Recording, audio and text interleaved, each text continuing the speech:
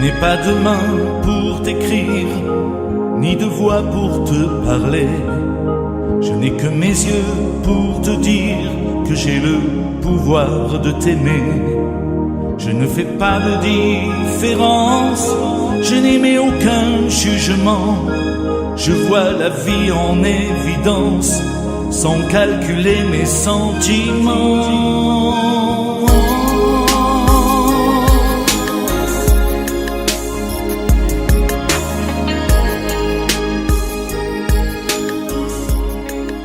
Bien, bonjour à toutes et bonjour à tous. Vous êtes dans Un cœur comme le tien, l'émission de la protection animale.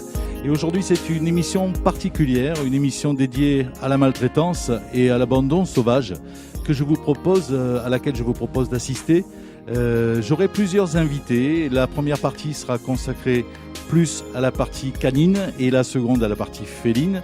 Voilà. Mais je voudrais avant tout commencer cette émission par un extrait d'un reportage que j'ai réalisé au mois de mai dernier en compagnie de monsieur Gilbert Collard, qui est député du Gard, et avec lequel j'ai parlé profondément de l'animal, de la maltraitance, de l'abandon. Et sur les cas de maltraitance, il m'a déclaré ceci. Et même, je dirais, ça devrait être un signe criminologique. On devrait considérer que le passage à l'acte de violence sur l'animal est un signe clinique qui peut préfigurer des passages à l'acte sur l'homme.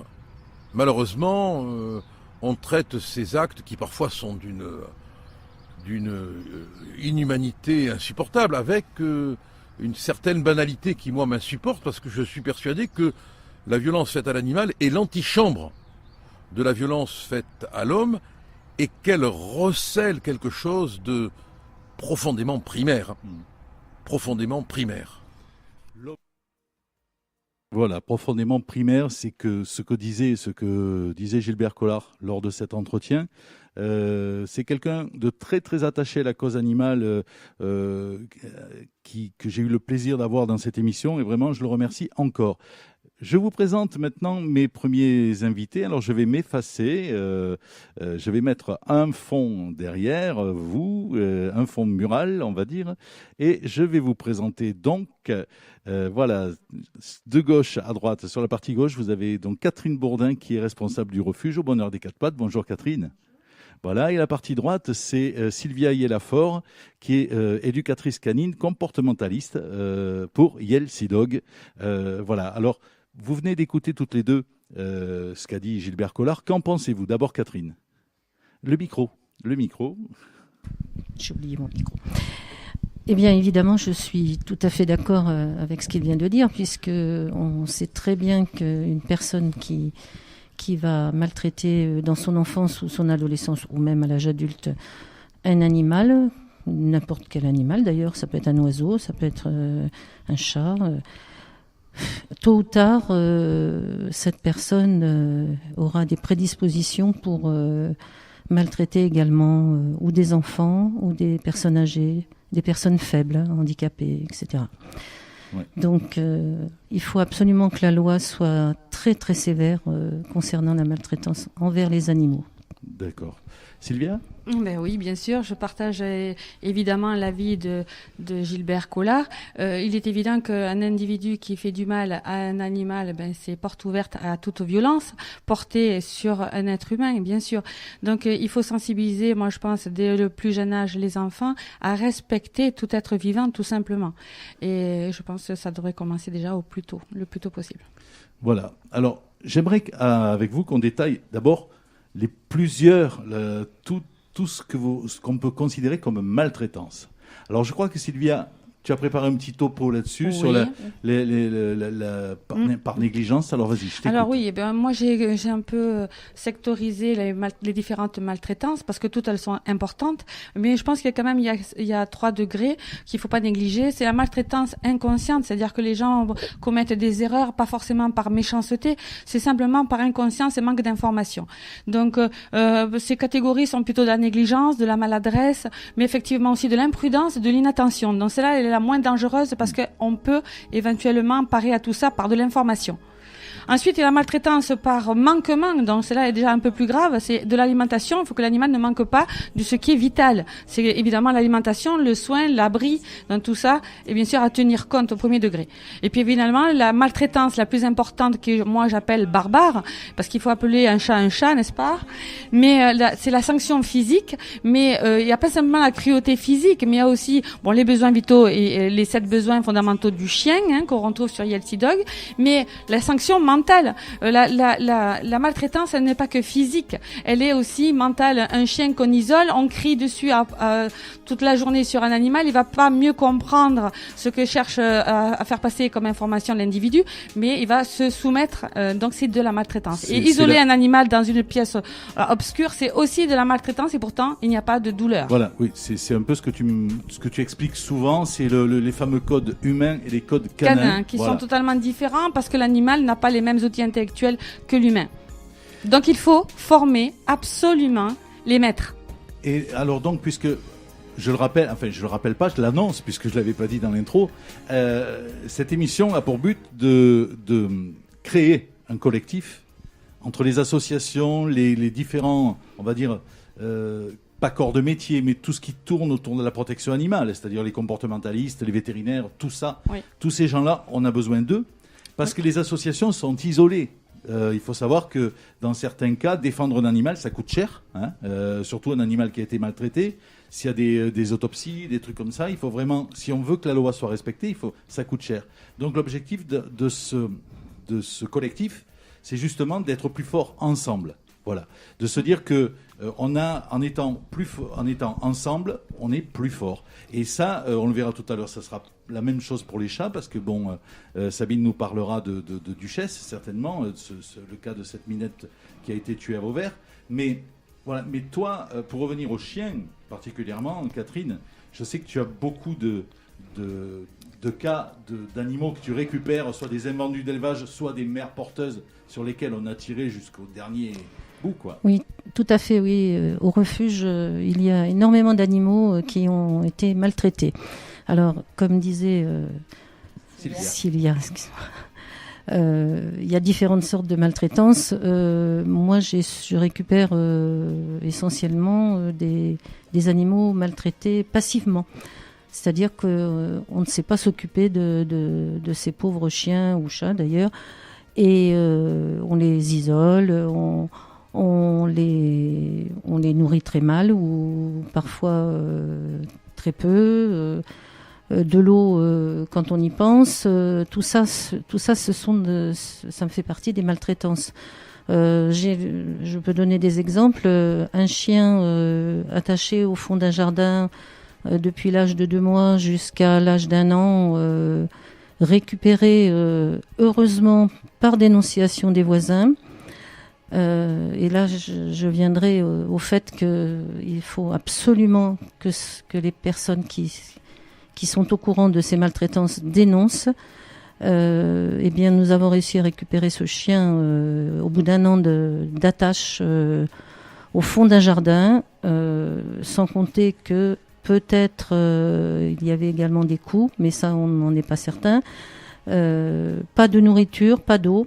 Ce sont les voisins pendant des mois qui ont abreuvé et nourri l'animal, et nous avons réussi à le récupérer. Donc ce chien est traumatisé à vie, c'est clair. Donc il a beaucoup appris au refuge grâce aux bénévoles qui ont fait un super boulot, mais très difficile à placer évidemment. Il ne connaissait rien que la maltraitance, l'isolement, voilà. Donc c'est très compliqué après de les récupérer, ces chiens, surtout pendant les premiers mois de la vie. Voilà, la maltraitance, si elle se situe pendant les 6 premiers mois, c'est très compliqué à récupérer.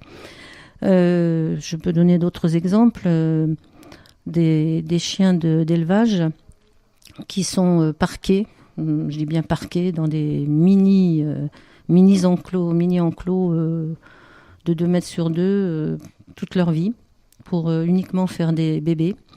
Donc ça se passe dans des élevages vraiment pas terribles. Il ne faut pas croire que ça n'existe qu'en petite quantité. Oui. Enfin, il y en a beaucoup. Il y a très très peu, je dirais, il y a très peu d'élevages sérieux. Si vous devez acheter un chien, surtout aller dans un élevage où il y a 1 ou 2 races et demander à voir la mère, le père du chiot, parce que de toutes les façons, sinon vous allez vous faire avoir. Vous allez avoir un chiot qui va avoir un début de vie très très compliqué avec des parents qui ont eu une vie de misère. Donc ça c'est important parce que ces chiennes portent deux fois dans l'année à longueur d'année pendant au moins 8 à 10 ans. Donc on les récupère également dans un état lamentable. J'ai vu, oui. Et évidemment, traumatisme, ce sont des animaux qui ne connaissent rien. La caresse, ils ne connaissent pas, le jeu, ils ne connaissent pas, sans compter l'état physique, évidemment. Donc là, vraiment, également, les personnes qui veulent acheter un animal qui veulent absolument un chiot de race, qui ne veulent pas aller dans un refuge, je vous en supplie, privilégiez les bons éleveurs qui font 1 à 2 races et rentrer dans l'élevage pour voir les parents et voir les conditions de vie des animaux. N'achetez surtout pas dans les salons du chiot et compagnie où vous ne voyez absolument pas les conditions de vie de ces animaux. Parce que les vendeurs, ils vous diront tout et n'importe quoi pour évidemment vendre. Ce sont des commerçants, ne l'oubliez pas. Ils ne pensent qu'à vendre, c'est tout. Très bien. Moi, ce que je vous propose maintenant, c'est de faire un petit intermède avec maître Isabelle Thérin, qui est avocat au barreau de Marseille et qui défend les animaux. Elle est sur le cas à l'heure actuelle de Bonnie. Elle en parle dans son intervention. Bonnie est une Jack Russell qui a reçu 14 coups. Ça suffit déjà. 14 coups de tire-bouchon entre les 2 yeux. Et donc qui maintenant est très très handicapée, bien entendu, et surtout inadoptable, vu que maintenant chaque fois qu'on avance la main vers elle, elle mord. C'est normal, c'est un instinct de défense. Donc voilà, elle va parler de tout ça, elle va parler de la cause animale, de ce qu'elle défend. Voilà, je vous laisse en compagnie de maître Isabelle Thérin. Bonjour, je me présente, je suis Isabelle Thérin, je suis avocate au barreau de Marseille. Et j'ai accepté de participer à ce collectif pour assurer plus de défense et plus de sécurité pour nos amis les animaux. J'ai toujours eu un goût pour les animaux depuis que je suis toute petite et je pensais qu'on pouvait faire avancer leur cause en faisant de la politique et que de la politique, et je me suis trompée. Je me suis aperçue que mon diplôme d'avocat pouvait servir la cause animale. En fait, je vous raconte ça brièvement, mais c'est mon petit chien Ico, que j'ai adopté à la SPA il y a maintenant 2 ans. Allez voir son site, Ico, I-C-K-O, chien de Marseille. C'est mon petit chien Ico qui m'a fait comprendre l'ampleur du chantier. Je m'explique. Ce petit chien a souffert de la main de l'homme. Il a d'abord été abandonné, puis battu, puis mutilé. Ico n'a pratiquement plus de museau. Et la réponse pénale du parquet de Marseille a été, une fois le maltraitant arrêté, a été un classement sans suite.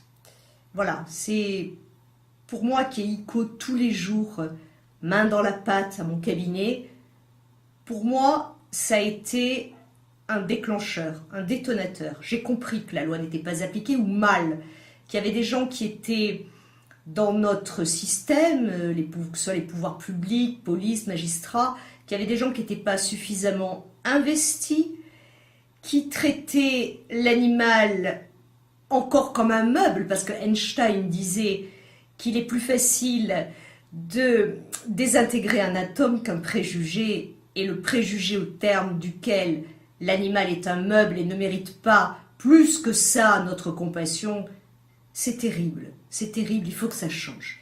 Il faut que ça change parce que nous avons dans notre société un développement de la barbarie, des bandes de jeunes qui le soir érigent au rang de jeu le fait d'aller tuer, dépecer, torturer des animaux.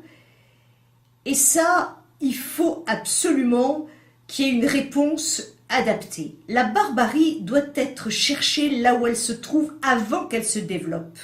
Je suis convaincue. Je suis absolument convaincue de cela, et je le dis non seulement pour les animaux, mais pour les êtres humains également, parce que nombreux sont les délinquants qui, avant de passer à l'homme se sont exercés sur les animaux. Je voudrais être l'avocat des animaux, même si je suis saisie par une association, dans mon cœur, j'ai vraiment l'impression de défendre l'animal, de porter sa souffrance devant la justice, d'expliquer son calvaire, comme je l'ai fait par exemple dernièrement pour Bonnie, cette chienne de Jack Russell blanche qui a subi de la main de l'homme 14 coups de tire-bouchon donnés entre les 2 yeux en sorte de lacérer cette partie de son visage. Il y avait des lambeaux de peau, enfin je vous passe les détails, c'était épouvantable. Et le maltraitant de Bonnie a comparu en correctionnel le 4 juillet. Une comparution devant un tribunal, c'est déjà une bonne nouvelle. Même si l'on entend des personnes se plaindre, on voit des propos inadaptés sur les réseaux sociaux, où l'on parle plus ou moins de loi du talion, et ça c'est mauvais, ça je le dis franchement, c'est mauvais. Même si je comprends la colère de ces personnes, leur frustration de voir aussi peu de réponses judiciaires à autant de cas de maltraitance, je comprends qu'il y ait colère et frustration, mais je le dis solennellement, les propos démesurés, tout ce qui est excessif est inopérant, tout ce qui est excessif ne sert pas la cause animale, et je voudrais que la colère se canalise par des voies légales, en prenant des avocats, en essayant d'aller chercher cette barbarie et de la juguler. Voilà. Après avoir défendu Bonnie, je suis à présent l'avocat de Chevelu, ce chat qui a su fédérer cette colère, ce chat à Draguignan qui est mort dans des conditions affreuses de la main de l'homme.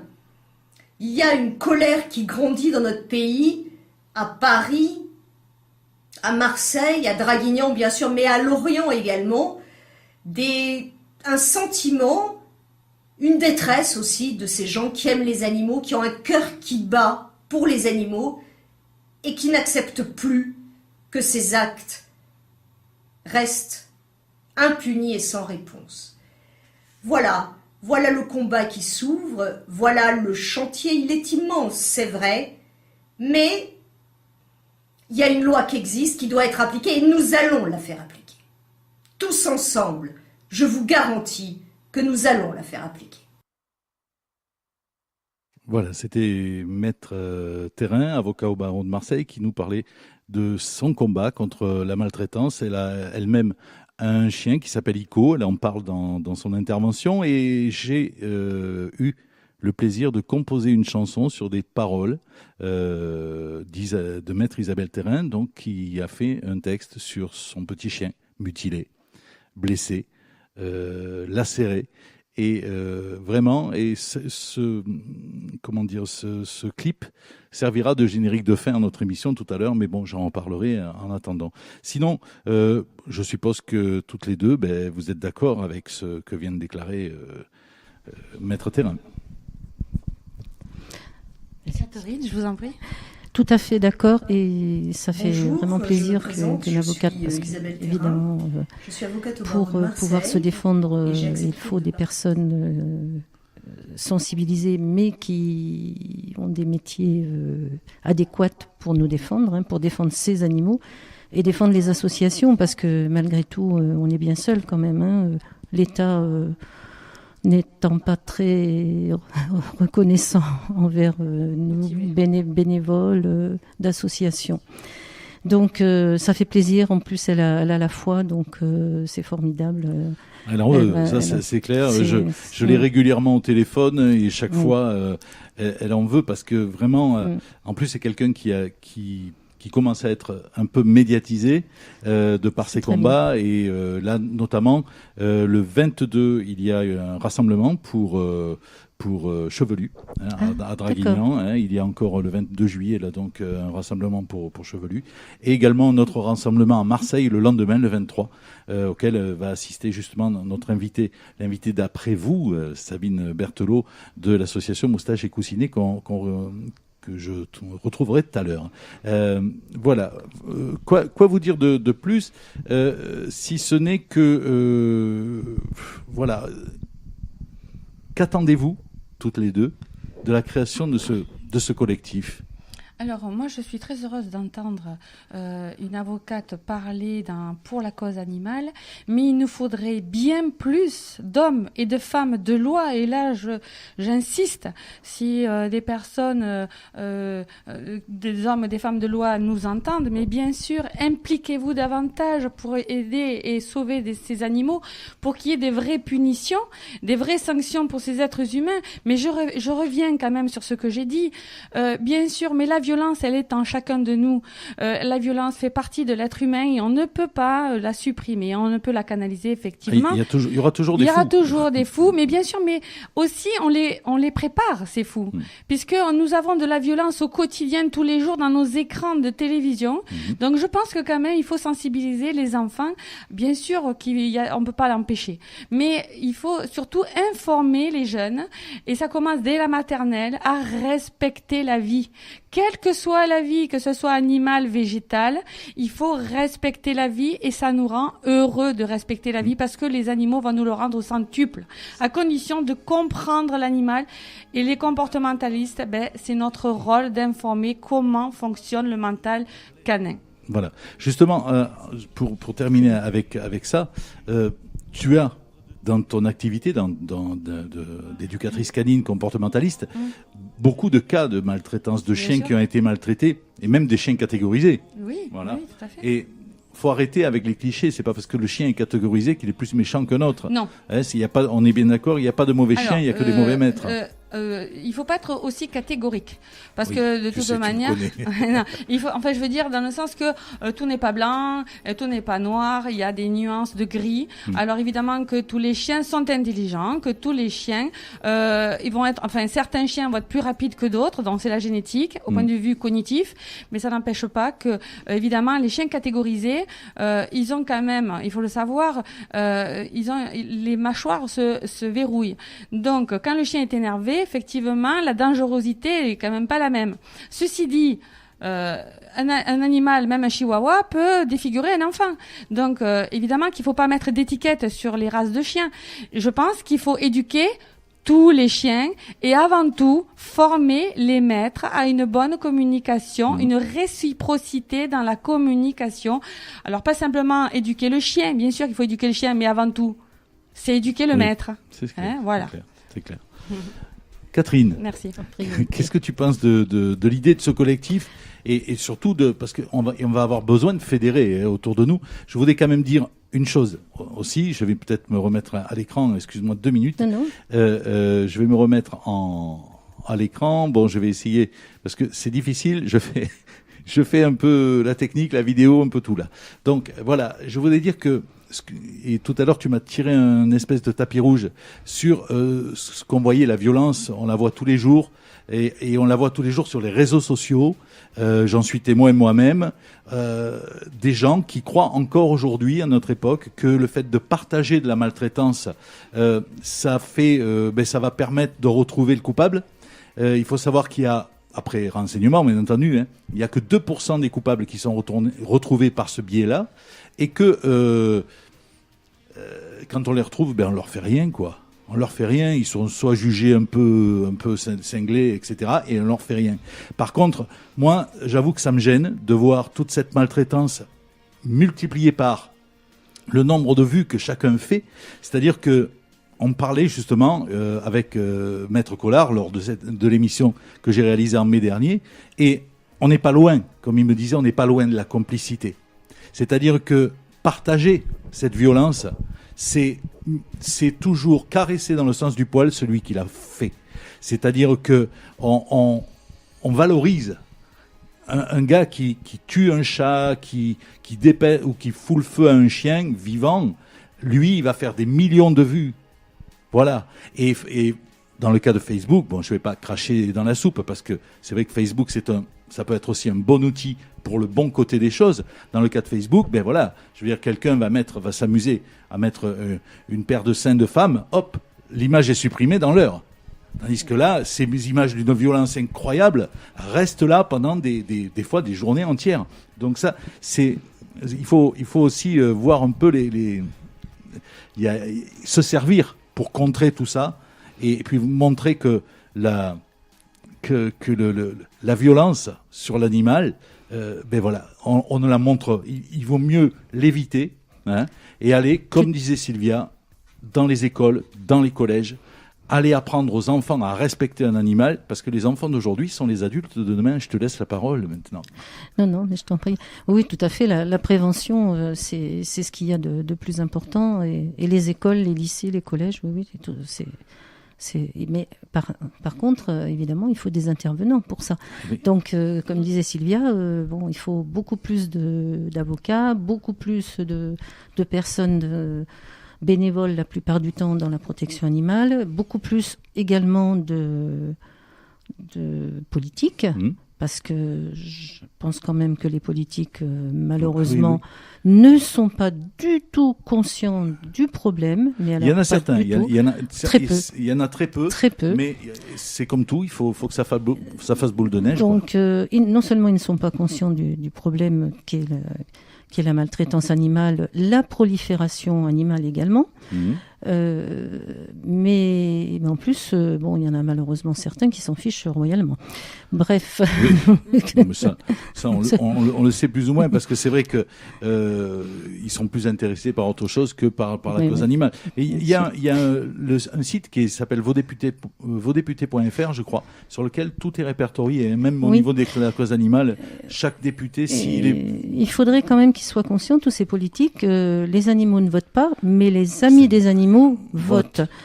Et les propriétaires d'animaux, les personnes qui aiment vraiment les animaux et qui sont dans la protection animale votent. Donc, ne négligeons pas cette partie-là de notre vie, de notre monde. C'est essentiel. Tout le monde souhaite avoir un animal de compagnie, mais malheureusement, on ne suit pas vis-à-vis des lois, on ne suit pas vis-à-vis éventuellement, pourquoi pas instituer une obligation de faire un apprentissage pour posséder un animal, parce que ce n'est pas anodin d'avoir un animal. Tout le monde n'est pas apte comme en Suisse. En Suisse, c'est avoir un animal. Voilà. Il faut du temps, il faut de la patience, il faut connaître certains principes, il faut connaître... Et puis il faut avoir du temps pour s'occuper de l'animal. Il faut prendre conscience, avant l'acquisition d'un animal, de tout ce que ça va engager comme modification dans notre vie. Donc, vous avez des gens qui sont totalement inconscients, qui achètent un chien, un chat, un lapin à Noël en pensant bien faire. Puis, le problème, c'est que l'être humain est inconstant. Ceux qui veulent aujourd'hui, ils sont fans, ils sont capables de faire un maximum de choses en l'instant. Et puis, un an après, leur avis a changé, leur mode de vie aussi, le compagnon ou la compagne a changé. Et donc, du coup, c'est le pauvre animal. C'est lui qui trinque. Il va finir dans un refuge ou maltraité. Donc, je pense qu'il y a une responsabilité avant l'acquisition d'un chien, faire une légère formation et puis avoir un suivi de l'animal tout le long de sa vie. Et donc, je sais que... Ça serait vraiment l'idéal. Voilà, l'idéal. Et puis, la traçabilité de l'animal lorsqu'on achète un chien. Alors, je ne vais pas insister dans Oui. mais voilà, de toute façon, il faut responsabiliser les gens et puis pour justement protéger les animaux. On est conscient, de toute façon, on est conscient que ce collectif, il va demander beaucoup de discussion et de la volonté. Il faut de la volonté déjà de nos politiques de se bouger et de rendre responsables les êtres humains, parce que nous sommes de grands enfants. Et surtout de faire appliquer les lois déjà existantes, ce qui n'est pas du tout le cas actuellement. Ça, c'est clair. Les animaux sont censés être protégés par certaines lois qui sont... Oui, qui sont là sur le papier. Qui sont déjà là, même si elles ne sont pas complètes, mais elles ne sont pas appliquées. Donc, de toutes les façons, il y a déjà un début à faire à ce niveau-là. C'est pour ça qu'il y a déjà, à ce niveau-là, mais on ne demande pas à aller plus loin. C'est-à-dire, c'est pas un collectif qui sera uniquement dans la répression. On veut être aussi dans la formation, dans l'éducation, dans la prévention, et ça, c'est... Mais il faut les deux. Il faut les deux. Parce que malheureusement, si vous avez que les informations, mais qu'il n'y a pas de sanctions, fonction, ça sert à rien votre information. Oui, c'est clair. Voilà, c'est-à-dire bon, Oui, quand même, je fais quand même ce que je veux. Oui, tout à fait. Donc, et l'animal, il est dépendant de l'humain. Voilà. Donc malheureusement, là, l'animal est dépendant de l'humain, ça c'est vrai. Et puis bon, quand il tombe bien, mais quand il tombe formidable. mal, voilà. mais l'être humain a le droit de vie et de mort sur l'animal. C'est quand même grave. Et quand on veut se débarrasser de l'animal, on dit il faut l'euthanasie, il a mordu. Voilà. C'est trop facile. Bien sûr. Donc je pense quand même que là, il y a du travail. Bien sûr, mais là c'est le cas un peu ce qu'il arrive à Bonny. C'est ce que disait Maître Terrain. Il y a un travail immense. Colossal. Mais bon, s'il y a de bonne volonté, si des gens sont bienveillants et ils sont actifs, on va y arriver, il n'y a pas de raison. Bien sûr. En tout cas, les premières bases de ce collectif ont déjà été posées et beaucoup de personnes sont intéressées pour en faire partie parce que bon, c'est sûr qu'on comprend aisément que on est plus fort ensemble, mais voilà, c'est pour savoir ce qu'est à partir de la page Facebook Un cœur comme le tien, l'émission de la protection animale, il y aura un lien qui va ramener sur un événement. Cet événement, ça va être la création de ce collectif. Donc chaque association qui sera intéressée pour y participer aura plus qu'à cliquer « J'y participe ». Donc là, à partir de ce moment-là, les gens seront contactés en temps et en heure. Alors, dans un premier temps, on s'expose plus. Je vais essayer, comme ça fait un petit moment que je parle, je vais me mettre à l'antenne entre vous deux. Voilà, comme ça, voilà. On me voit au milieu de vous deux. Voilà. Comme ça, on me voit au milieu de vous deux. Nous sommes belles avec nos macarons. Voilà, tout à fait. Voilà. Et donc, et là, je le dis. D'ailleurs, je sais plus ce que j'allais dire du coup. Non, mais voilà, c'est pas grave. Non, on va s'en sortir. Voilà. Dans un premier temps, oui, c'est au niveau régional qu'on va faire les choses, c'est-à-dire Gare, Hérault.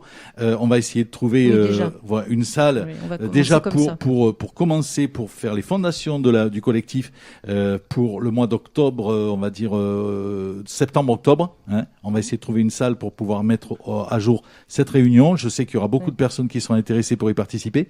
Et surtout, nous allons convier nos amis les médias, parce que sans eux, malheureusement, on n'arrive pas à grand-chose. Tu le sais aussi bien que moi. Voilà, c'est très important les médias au jour d'aujourd'hui. Donc voilà, c'est la base. Les bases sont plantées. Hein.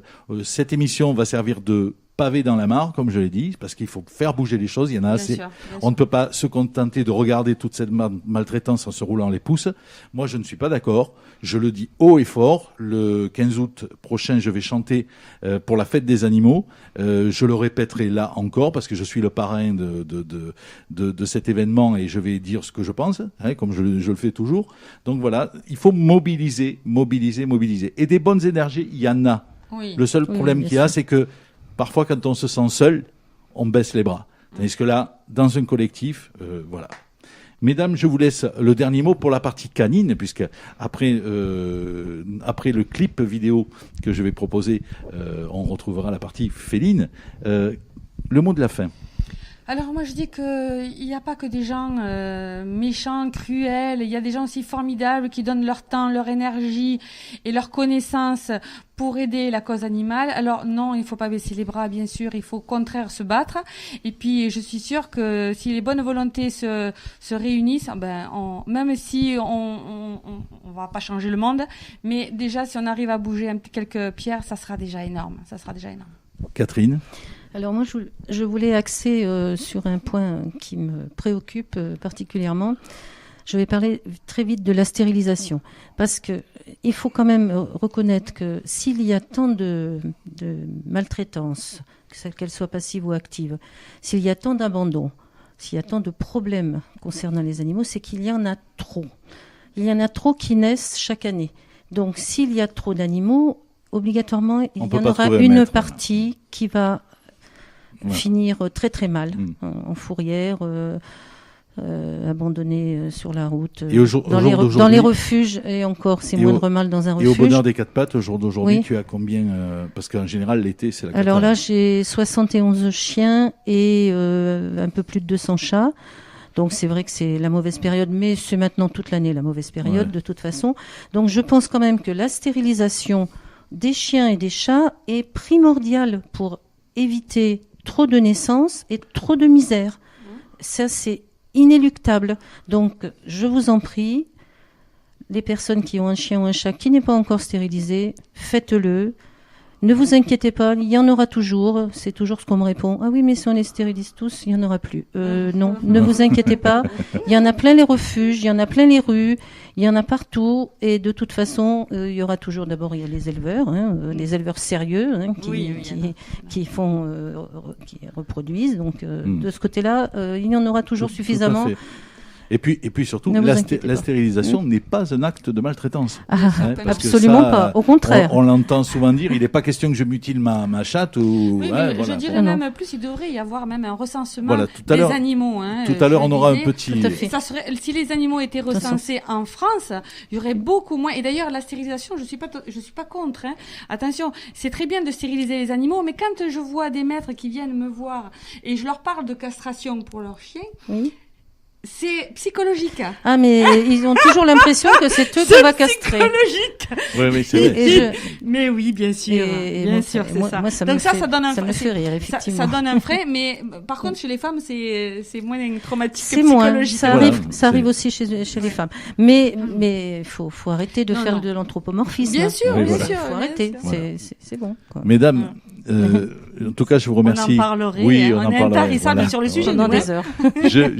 En tout cas, je vous remercie d'avoir participé Merci à cette émission pour la création de ce collectif contre la maltraitance et l'abandon sauvage, parce que l'abandon, quand on dit abandon sauvage, et tu es bien placée pour le savoir, Catherine, c'est que c'est sauvage, c'est-à-dire que un chien attaché au milieu de nulle part, sans eau, sans rien à manger, on sait ce qu'il attend.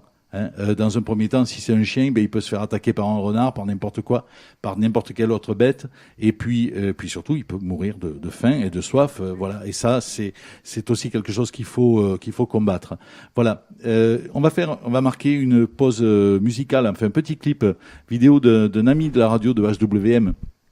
Qui se produira donc le 29 octobre, si mes souvenirs sont exacts, qui se produira, alors je vais essayer de me remettre à l'écran provisoirement, voilà, ça y est, si j'y suis, donc il se produira le 29 octobre prochain au Pasino de la Grande Motte, et il s'appelle Stéphane Lelouch, et c'est son tout dernier clip qui s'appelle Où va le monde, justement, et voilà, bon, et on se retrouve de suite après avec la partie Féline et Sabine Berthelot pour l'association Moustache et Coussinet. À tout à l'heure.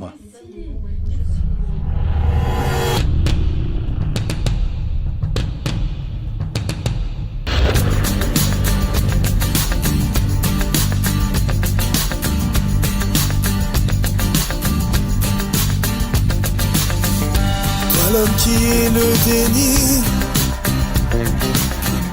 tu profites de tes acquis,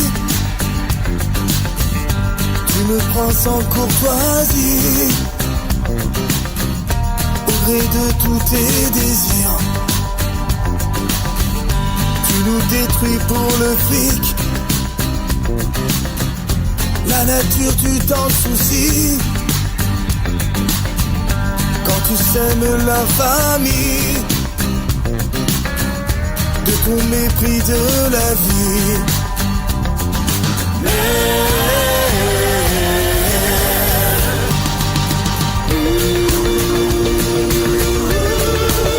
Va le monde, va ton ombre.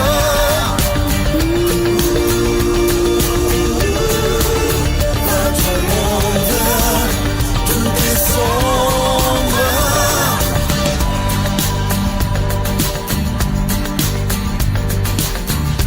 Le mot sinistre appelle la guerre. Tous les volcans se réveillent, les océans se déchaînent sous la colère du soleil. La terre devient maudite, maudit devient ton esprit. L'univers mal esprit, l'égoïsme mal servi.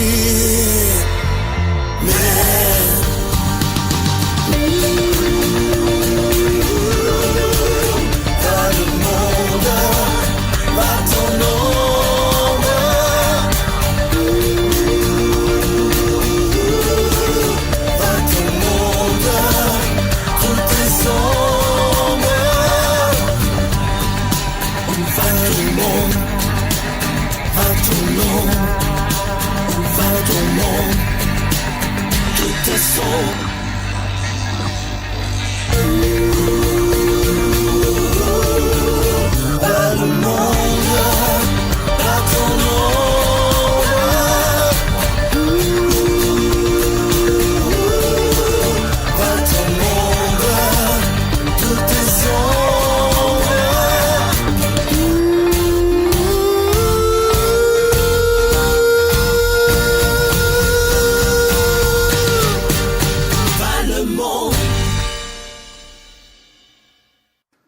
Voilà, c'était Stéphane Lelouch, Où va le monde, extrait de son dernier album. Je vous rappelle qu'il sera au Pasino de la Grande Motte le 29 octobre prochain. Voilà, ne le manquez pas, c'est un artiste d'ici, de Montpellier, et il a un énorme, un immense talent. Voilà, je vous avais promis la partie féline, donc je reçois maintenant Sabine Berthelot, qui est la présidente de l'association Moustache et Coussinet. Voilà, je vous la fais apparaître à l'écran avec des petites bulles derrière. Sabine, je te demanderai de mettre le casque qui est sur tes oreilles comme ça. Tu m'entendras mieux. Voilà, de prendre le petit micro qui est devant toi, de le mettre bien devant la bouche, là, voilà, et de bien parler dedans parce que c'est des micros unidirectionnels. Et voilà. Bonjour Sabine. Bonjour. Alors, présente-nous déjà ton association. Elle existe depuis quand ? Alors, mon association existe depuis le 23 octobre 2014, pardon, 23 octobre 2014. Donc, c'est une association que j'ai montée dans le petit village de Saint-Nazaire de Pesan. Et c'est pas très loin de Montpellier, ça, pour situer. C'est à côté de Lunel, en fait. Ah, d'accord, oui. Entre Lunel et Montpellier. Entre Lunel et Montpellier. On va dire à 10 minutes, un quart d'heure de Lunel. D'accord. Voilà. Et voilà, c'est le secteur où j'interviens. Et aléatoirement aussi dans d'autres communes quand on nous appelle et qu'on a besoin. D'accord. C'est une association qui ne s'occupe que des chats. Ouais. Donc on fait de la protection féline et on travaille en collaboration avec la Fondation Bardot et la Fondation 30 millions d'amis. D'accord. Et donc, par rapport à la... Et je suppose, comme beaucoup d'associations dans ton cas, très peu subventionnées par ta commune. Oui, je n'ai pas de subvention de la commune. Voilà. Aucune. Comme ça, c'est vite fait, les comptes sont vite faits. Voilà. Voilà. Mais par contre, la commune s'est appelée quand il y a un problème de chat errant. Voilà. Mais ça, c'est commun à beaucoup d'associations. On va parler de ce collectif, puisque je vais pas hésiter à dire que tu fais partie de la racine de ce collectif. Tu fais partie de ces associations qui ont compris que ensemble on serait plus fort. Exactement. Et que il fallait également beaucoup de bonne volonté autour de nous. On a déjà, heureusement, on a un bon noyau avec Maître Terrain. Tout ça, c'est quelqu'un de très très très efficace. Moi, je la considère comme ça parce que quand elle parle, elle en impose. Et toi, tu as vécu ce cas au tout début de la création de ton association. Tu as vécu un cas avec Duchesse. Malheureusement, oui. Raconte-nous ça. Voilà, donc je venais de lancer les statuts en préfecture de mon asso et j'ai été contactée par une autre association qui s'appelle Chagrin d'amour à Aigues-Vives par la présidente Claudette Monvoisin. Oui, que j'ai invitée dans mon émission l'année dernière. Pour le cas d'une petite chatte, donc on m'a juste dit que la petite chatte avait été tuée et que c'était un cas de maltraitance. Et donc, elle m'a demandé si je voulais venir l'épauler dans cette situation-là. Et bien sûr, j'ai tout de suite dit oui. Et mon époux et moi, on a été plongés là-dedans au tout début de notre entrée dans la protection animale. Oui, parce que ton époux Jean-François fait partie intégrante de l'association. Travaille à mes côtés. Voilà, d'accord. Et voilà. Et donc, donc j'ai dû être mise dans le bain rapidement. Oui. Et puis, je me suis rendu compte, au fur et à mesure du temps qui passait, des démarches qu'on faisait, que c'était très lourd, que c'était très compliqué et que malheureusement, même en étant deux associations, on n'arrivait pas du tout à se faire entendre et à avoir les résultats qu'on voulait. Et les résultats qu'on escomptait, c'était seulement que des peines qui existent soient appliquées, comme dit tout le temps Maître Terrain. Et moi, à ce moment-là, je ne connaissais pas grand-chose à tout ça. Et c'est vrai que je me suis faite dépasser très très rapidement et débordée. Mon mari aussi.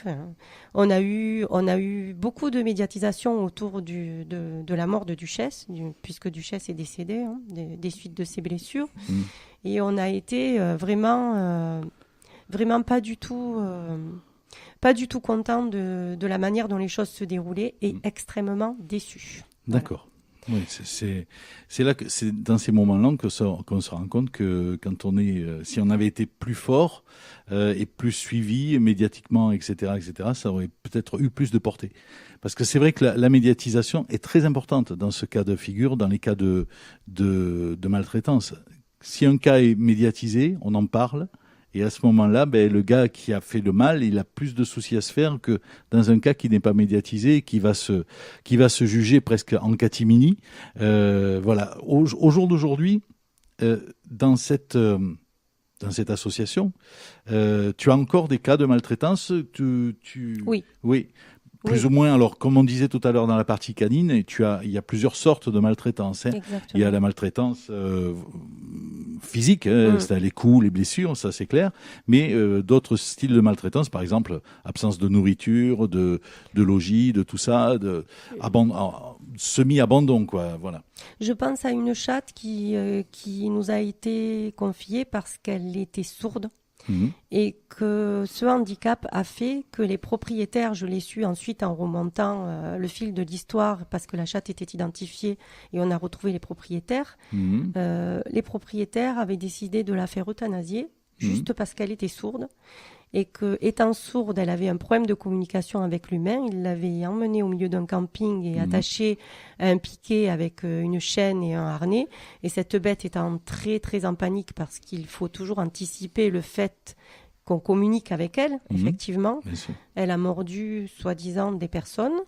Et du coup, les propriétaires ont décidé de la faire euthanasier. D'accord. Oui, et puis, c'est le raccourci classique. Voilà. Ouais. Et puis, heureusement pour elle, je pense qu'ils n'ont peut-être soit pas trouvé le vétérinaire capable de faire une euthanasie de complaisance, parce que c'est quand même très grave, il faut en parler, soit peut-être eu des remords au dernier moment. Et donc, ils se sont contentés de la perdre quelque part. Et ceci dit, elle a eu de la chance de nous être confiée et elle vit maintenant à la maison. Mais c'est une chatte qui a été très, très, très traumatisée. Voilà, alors, ça c'est un cas de maltraitance aussi. Tout à fait, bien sûr. Moustache et Coussinet n'a pas de refuge. Moustache et Coussinet fonctionne que sur famille d'accueil. Uniquement avec des familles d'accueil. Et tu en as combien à l'heure actuelle ? À part toi, en dehors de toi. Oui, on fait famille d'accueil aussi. On a beaucoup de chatons en ce moment. Je dois tourner à peu près maximum avec seulement une dizaine de familles d'accueil. Pas plus. Voilà. Je crois que c'est de plus en plus difficile. D'ailleurs, on va profiter de cette émission pour lancer un appel. Si vous habitez autour de Saint-Nazaire de Pézan et que vous aimez les chats, vous avez la possibilité de venir en aide à cette association Moustache et Coussinet. Tu as vu, je t'ai mis un petit chat derrière ton dos, là, sur ton épaule. Voilà. J'en ai profité. C'est mon nougat. Voilà. Donc, c'est vrai que, par contre, pour revenir au chat, qui dit chat dit stérilisation, bien entendu. Et on va se laisser à l'antenne comme ça. Et puis, je vais même, tu vas voir, comme ça tu vas te sentir moins seul. Je vais même me placer en arrière-plan derrière toi. D'accord. Voilà. Hop, je suis là, voilà. Donc, et on va écouter quelqu'un que tu connais qui s'appelle Claire Capel, qui est ASV et qui, dans une chronique santé de l'ancienne émission que je faisais sur une autre radio, a déclaré ceci, donc a dit ceci concernant la stérilisation. Alors écoutez bien, messieurs, mesdames, qui pensaient que la stérilisation c'est de la mutilation. Donc écoutez bien ce que Claire Capel vous dit. Bonjour à tous, c'est Claire. Dans notre chronique santé d'aujourd'hui, je vais vous parler de nos amis les chats. Nos amis les chats sont plus de 12 millions en France. Quand on parle chat, la première chose à laquelle il faut penser, c'est la stérilisation. Elle ne représente que des avantages et peut se faire à partir de 6 mois, chez les mâles comme chez les femelles. Alors, bien sûr, le premier avantage de la stérilisation, c'est d'éviter la surpopulation. Aujourd'hui, plusieurs dizaines de milliers de chatons naissent chaque année et malheureusement, tous ne trouveront pas un foyer qui les accueillera et qui prendra soin d'eux jusqu'à la fin de leur jour. Ensuite, ce qui est très très important au niveau de la stérilisation, c'est que ça diminue les risques d'accidents puisque les animaux ont moins tendance à vadrouiller, ont moins tendance à s'éloigner et du coup beaucoup moins de risques d'accidents de la voie publique. Ça a également des effets bénéfiques sur tout ce qui est santé, donc pour la femelle principalement puisque ça limite les risques de tumeurs mammaires et d'infection de l'utérus. Attention également à la pilule qui elle favorise les risques de tumeurs mammaires et d'infection de l'utérus. Et enfin, bien sûr, toutes les maladies sexuellement transmissibles ou qui se transmettent par bagarre. Vos chats ont beaucoup moins de risques de les attraper s'ils sont stérilisés. Voilà, s'ils sont stérilisés. Donc, on n'insistera jamais assez sur ce mot stérilisation, parce que franchement, ça évite la prolifération, ça évite beaucoup de choses. Et là, vraiment, il faut ouvrir les yeux et les oreilles, mesdames, messieurs, parce que si on veut un jour arriver à ce qu'il y ait moins d'abandon, que les associations comme toi, Sabine, soient moins saturées, en été comme en hiver, hein, puisque maintenant il y a plus de, comme disait tout à l'heure Catherine, elle disait tout à l'heure, il y a plus de saison, hein, il y a plus de saison pour l'abandon.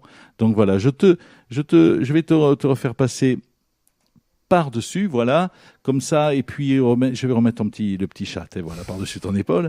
Et donc voilà, donc la création de ce collectif. Donc tu as eu Maître Terrain au téléphone, oui, hein, par mon intermédiaire, puisque je te l'ai présenté, et donc elle s'est engagée à réouvrir, c'est ça, le dossier sur le procès de Duchesse. Explique un peu à nos téléspectateurs. Alors, auditeurs. Voilà. En fait, ce qui s'est passé, c'est par rapport au cas de Chevelu, oui, le chat martyrisé et tué et même torturé cruellement à Draguignan. Ça a eu lieu fin mai, un 30 aussi, je crois, ou un 31. Duchesse, elle, a été tuée le 30 octobre 2014. Et j'ouvre mon Facebook sur lequel je travaille beaucoup pour l'association. Petit intermède, rappelle les circonstances, c'était à Vauvert, je crois. Hein. Duchesse est morte à Vauvert et le jour de son meurtre correspond au jour où le Parlement a promulgué la loi Animaux Êtres Sensibles. D'accord. Voilà.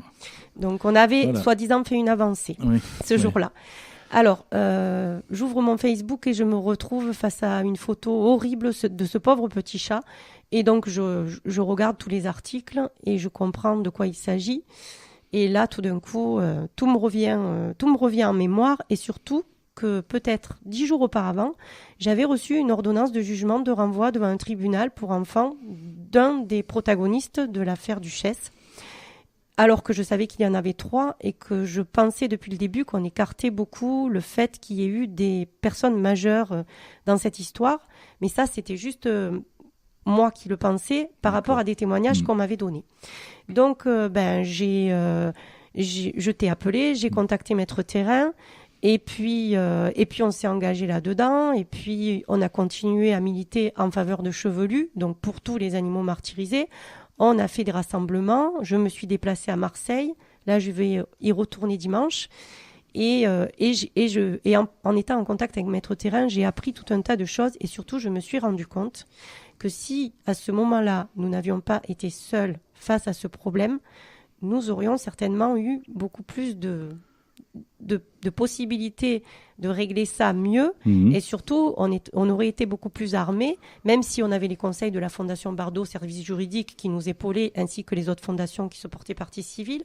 Comme m'a expliqué Maître Terrain, une association, si elle n'a pas un avocat qui à ce moment-là peut plaider le dossier, peut demander le dossier en amont et peut déjà étayer tout ce qui doit être fait en amont, c'est presque perdu d'avance parce qu'ensuite les grandes fondations viennent plaider mais ils n'ont pas épluché le dossier en amont. Donc on a commencé à parler de tout ça, j'ai commencé à me remettre là-dedans et un jour, en réfléchissant, en voyant l'élan de solidarité qui se faisait autour de Chevelu, que déjà 3 rassemblements dans 3 villes de France différentes, Paris, Lorient, Draguignan, plus Marseille, donc 4 villes, je me suis dit, même s'il n'y a que 500, 700, 200, 100 personnes, ça fait quand même du monde et j'ai remarqué que les gens étaient très réceptifs à ce problème, que des gens en avaient assez, mais n'importe laquelle personne, vraiment le commun du mortel, pas que des gens voués à la PA. Et je me suis dit, on doit faire quelque chose, et j'ai dit à mon mari, je pense qu'on devrait créer un collectif d'associations qui devrait s'étendre au niveau national et qui ferait qu'en y incluant des gens comme Maître Terrain ou d'autres personnes, on devienne plus fort face à ce problème et qu'on arrive petit à petit, bien sûr pas demain et peut-être dans des années, à faire appliquer les peines qu'on demande. Parce que je pense, comme Maître Terrain, que les personnes qui commettent ce genre de problèmes, ce genre de meurtres, ce genre de crimes, ce genre de sévices, ce genre de torture, sont des personnes qui ont un profil de psychopathes. Les psychoses, ce sont des maladies mentales qui ne se soignent pas. J'ai fait des études d'infirmière, mon mari aussi. Et ce sont des profils qu'il faut cadrer dès le moment où il commence. Parce que on sait tous, et ça c'est intégré aux États-Unis, et Maître Thérain le dit suffisamment, mais ça on le sait même nous les soignants, que quand on s'entraîne sur des animaux, il peut arriver un jour, et il y a beaucoup de probabilités que cela arrive, maintenant c'est aléatoire, mais ça arrive quand même, il y a beaucoup plus de fois où ça arrive que non, que les personnes s'en prennent après à d'autres êtres, et à des personnes bien sûr humaines, mais peut-être un peu fragiles, c'est-à-dire enfants, personnes âgées ou personnes handicapées. Ça s'est vérifié aux USA, donc du coup le FBI a intégré ça. En France, on a beaucoup de retard, mais il faudrait quand même que la justice se penche là-dessus, parce que je pense qu'on fabrique des personnes très dangereuses.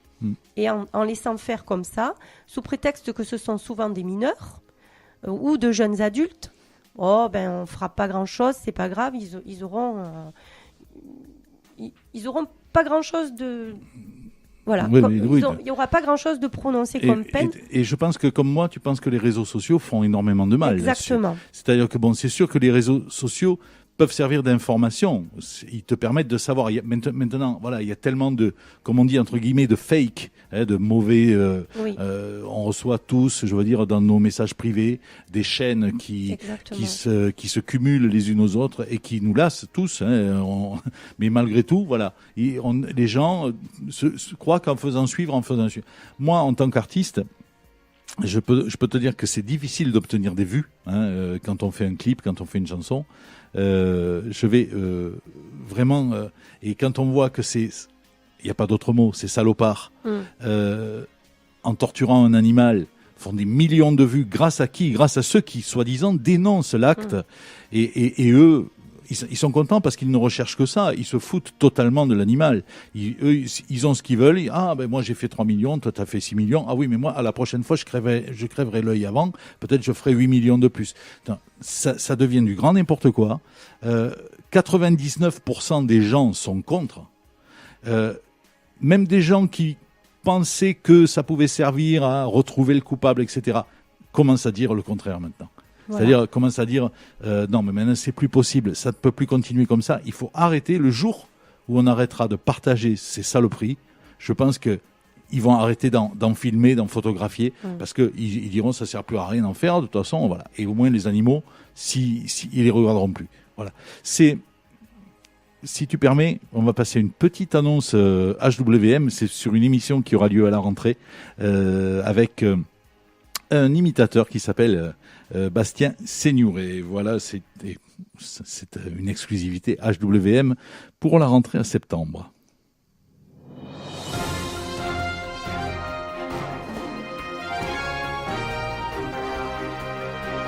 À la rentrée sur HWM, Bastien Seignouré décryptera l'actualité. Et ça va être du lourd. Coucou, c'est Stéphane Bern, très heureux de vous retrouver. Je vous donne rendez-vous à la rentrée sur HWM pour décrypter tous ensemble l'actualité. La décrypter, mais bien plus que ça, on va la désosser, on va la cuisiner, on va la mijoter, on va la pimenter. Mais tu as raison, Maïté, tu as raison, parce que nous allons retrouver toute l'info de le royaume à Franquevaux, bien sûr. En passant par Porto bien fait pour moi le Porto, s'il vous plaît, merci. Nous passerons également par Ajaccio, par Bastio, je serai avec ma Latiaccio, bien sûr, et mes deux barbons. Putain, il fait chaud ici, hein. Et oui, toute l'actualité du sport, de la politique, du showbiz, des people traités avec humour. Parce que quelquefois, l'actualité, elle est comme ma femme. Elle est pénible! Oui, Régis, tu as raison. Nous donnerons de l'écho à l'info et de l'info à l'écho. Nous serons son porte-voix. Eh bien alors, faut rigoler. Parce que certains viennent de loin. De très très loin.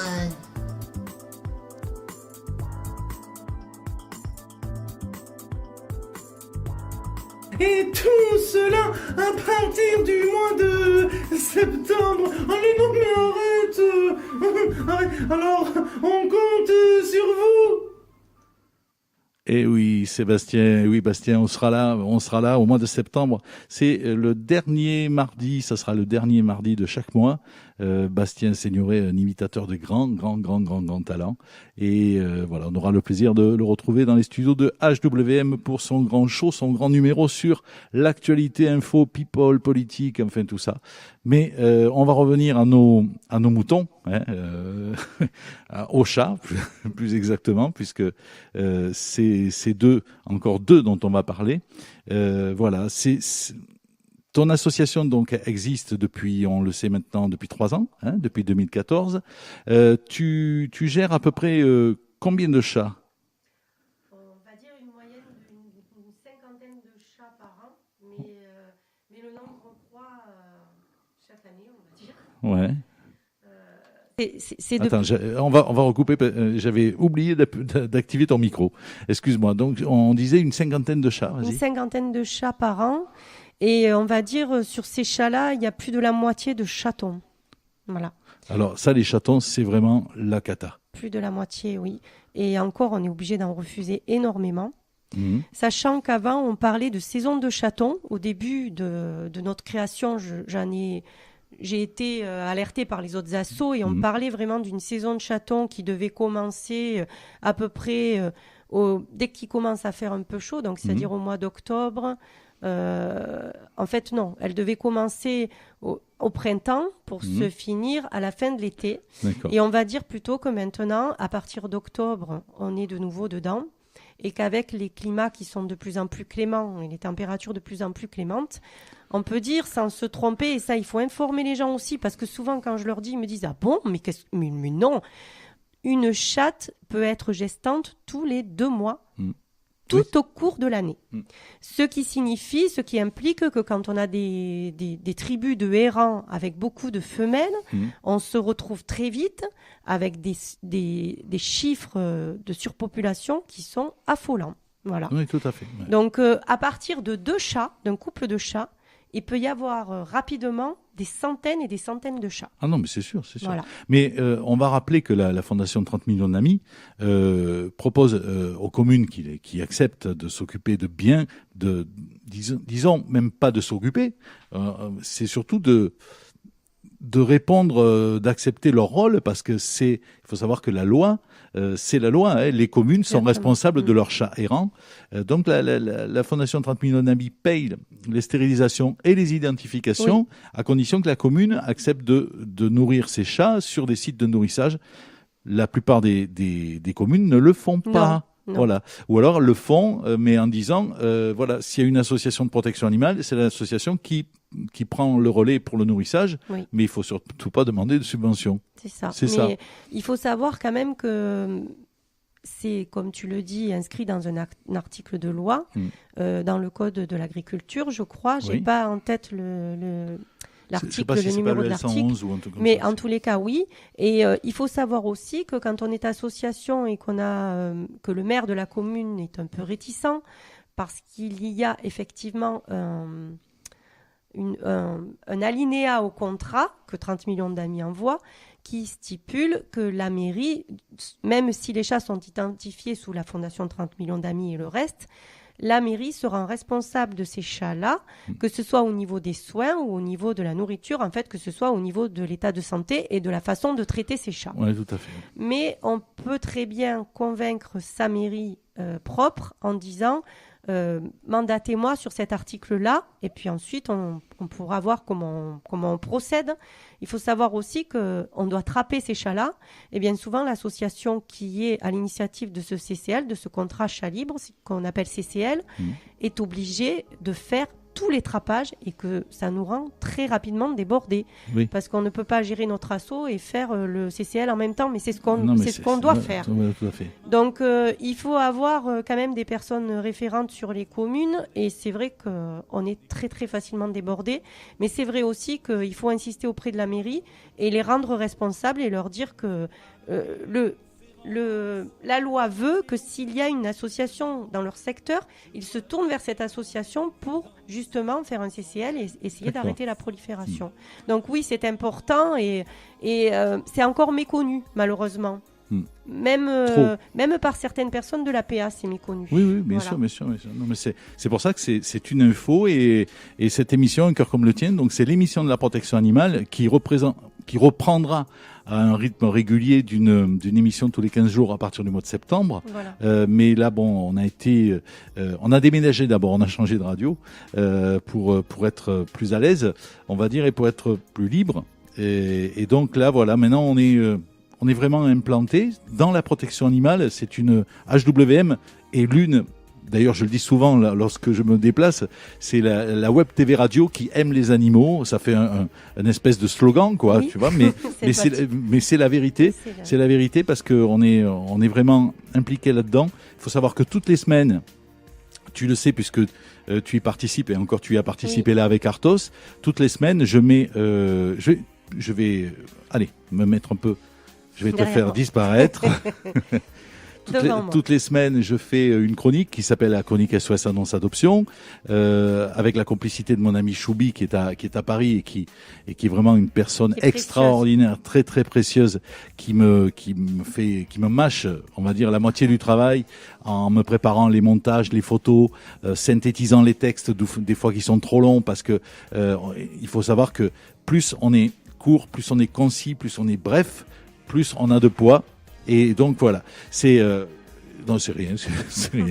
C'est pas le studio qui se casse la figure. Je peux me permettre de dire, parce qu'on la regarde tout le temps, même quand on n'a pas d'animaux, mais quand on a un animal, on la regarde encore plus et on l'écoute avec Jean-François, et on trouve que les animaux sont super bien présentés, les textes sont super bien tournés, et on les a tous suivis, et là le dernier Arthos, il était vraiment super bien fait. C'est vraiment, en tout cas, tu sais, on se donne un mal fou avec Choubi. On est deux bénévoles.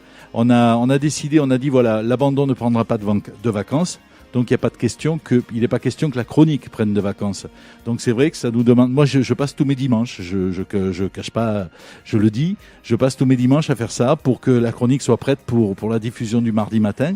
Mais je suis heureux quand je vois que, par exemple, la dernière, elle est sortie à 7h15 hier matin. Et ben tout à l'heure, elle était à plus de 2000 vues. Ouais. Donc ou presque 3000 vues, je sais plus, mais c'est énorme. C'est énorme. Donc voilà, moi tout ce qui m'intéresse dans tout ça, c'est pas une gloriole quelconque. Moi c'est l'animal. Et quand on nous dit avec Choubi, un tel a été adopté, youpi, tralali, tralala, on est content. Et là on peut aller faire le nécessaire. Parce qu'il faut savoir qu'il y a le site internet aussi. Le site internet, c'est le www.uncoeurcommletien.com. On retrouvera toutes les actus de du futur collectif qui va être mis en place. Donc, il y aura même un petit lien pour s'inscrire, pour faire partie du collectif qui sera sur le site uncoeurcommletien.com. Voilà, donc c'est pour dire que quand on fait de la PA, on la fait avec le cœur. On la fait pas pour nous, on la fait pour les animaux avant tout. Si on fait ce collectif, c'est bien pour eux. C'est bien parce que tu sais comment ça se passe avec l'humain. Et souvent, il faut faire des compromis. Et c'est pas toujours facile à faire. Mais là, quand on voit l'animal en bout de route et qu'on se dit c'est pour lui qu'on fait. Et moi, il n'y a plus rien qui m'arrête. Voilà. Donc c'est pour ça que je vais te donner le mot de la fin. Vas-y. Oui. En fait, ce que je voulais dire, c'est que si cette idée m'est venue, c'est parce que j'ai vu justement au décours de l'affaire du pauvre chevelu que les gens étaient très motivés, qu'il y avait une espèce d'unité, une espèce d'élan, et c'est ce qui m'a donné l'idée. Et j'aimerais vraiment que le collectif qui naisse ici soit vraiment béton et avance. Et j'aimerais beaucoup que le reste de la France nous emboîte le pas. C'est mon souhait. Et je voudrais vraiment que l'union qui fait la force, qui peut être la nôtre dans la PA, existe réellement.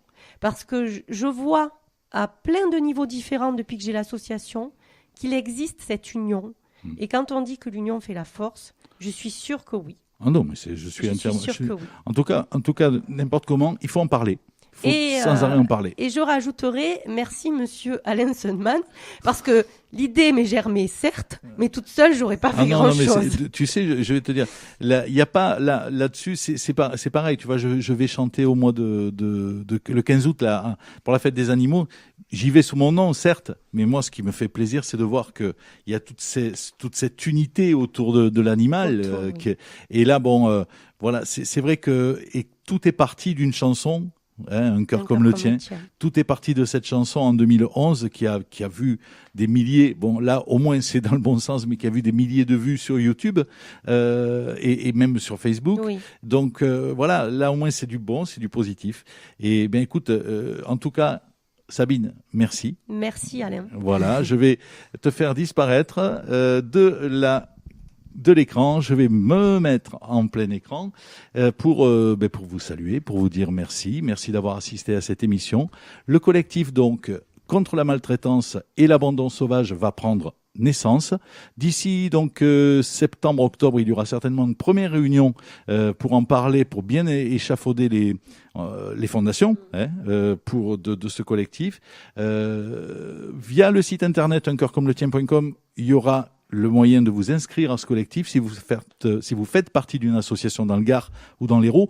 Pour l'instant, on va se situer ici parce que c'est vrai que ça serait difficile pour une association qui sera dans le Nord de venir à une réunion dans le Sud. On va commencer par là et puis après, comme tu disais, Sabine, que les autres nous emboîtent le pas. Voilà. Et que ensemble, on soit plus fort pour qu'il n'y ait plus de duchesse, qu'il n'y ait plus de chevelu, qu'il n'y ait plus de ICO, etc., etc. Et en parlant d'ICO, justement, j'ai décidé de terminer cette émission par le clip de la chanson Je m'appelle ICO, que j'ai fait la musique, j'ai chanté la chanson sur des paroles de Maître Terrain. Et donc voilà, donc je vous laisse jusqu'à la prochaine fois, jusqu'à la prochaine émission, donc au mois de septembre, je vous laisse avec ce clip Je m'appelle ICO. On est tous pour les animaux. À très bientôt les amis. Au revoir.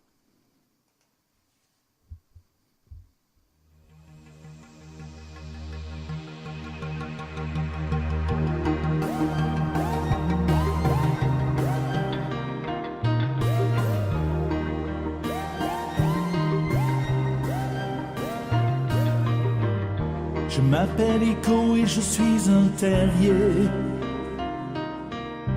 Je suis né à Marseille au cœur d'un mois de mai. J'avais une gamelle à mettre et un panier. Et sans que je comprenne, on m'a tout confisqué.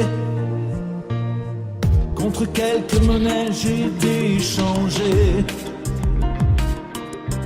Comme un vulgaire objet, un meuble inanimé. Moi le chien au cœur pur, je n'ai plus de repères. Je suis un vagabond qui cherche la lumière. Je m'appelle Ico.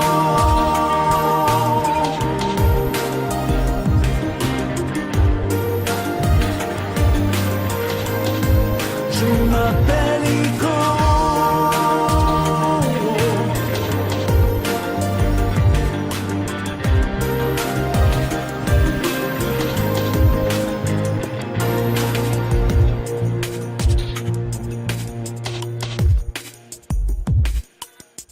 J'avais beau regarder mes maîtres dans les yeux, ils ne me voyaient pas et ne pensaient qu'à eux, à leur petit confort, leur quête mercantile. Et ils m'abandonnaient dans des mondes hostiles, en me laissant partir vers d'autres horizons. Sans un mot et sans même me demander pardon. Je m'appelle Ico et depuis ma naissance, je n'ai guère connu que de la maltraitance. J'ai vécu l'abandon, les coups et les blessures, des douleurs dans mon corps, comme une déchirure. Je dois à ce passé, mon museau lacéré, des stigmates acharnés. travers, qui en des temps anciens aurait pu me valoir d'être exhibé au cirque comme animal de foire. Je m'appelle Ico.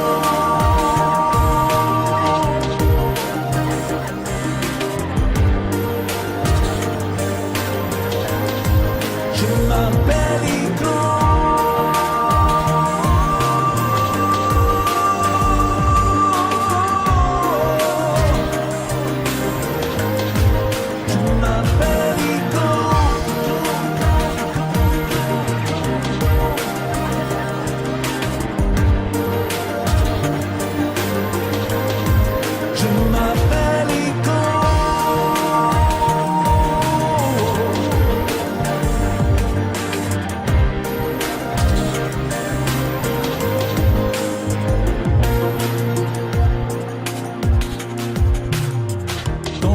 De ma vie, je vais faire une pause, car de la barbarie j'ai eu plus que ma dose. Je suis né à Marseille dans les pauvres quartiers. Je suis Ico le fort, le vaillant, le guerrier.